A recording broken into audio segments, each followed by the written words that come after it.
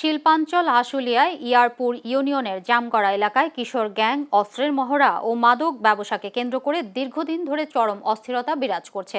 স্থানীয়দের অভিযোগ, আধিপত্য বিস্তার ও দখলবাজিকে কেন্দ্র করে প্রায়ই গুলির শব্দ শোনা যাচ্ছে, যা পুরো এলাকায় আতঙ্ক ছড়িয়ে দিয়েছে। মঙ্গলবার চিত্রশাইল রাজা বাদশাহ মোড় এলাকায় দুই পক্ষের মধ্যে গোলাগুলির ঘটনা ঘটে। এতে অন্তত 4 জন গুলিবিদ্ধ হন। আহতদের বিভিন্ন হাসপাতালে চিকিৎসা দেওয়া হচ্ছে বলে জানা গেছে। এ ঘটনায় গুলিবিদ্ধ পারভেজের ভাই আশুলিয়া থানায় একটি মামলা দায়ের করেছেন। মামলা থেকে জানা যায়, জামগড়া এলাকায় কুখ্যাত শুটার বাপ্পি ও কামরুল সহ তাদের সহযোগীরা আল আমিন, পারভেজ, তানভীর সহ আরও একজনকে লক্ষ্য করে গুলি চালায়। এতে গুরুতর আহত হন আল আমিন ও পারভেজ। আশুলিয়া থানার অফিসার ইনচার্জ মোহাম্মদ রুবেল হাওলাদার জানান, ঘটনার বিষয়ে একটি মামলা গ্রহণ করা হচ্ছে। জড়িত আসামিদের গ্রেফতারের অভিযান অব্যাহত রয়েছে।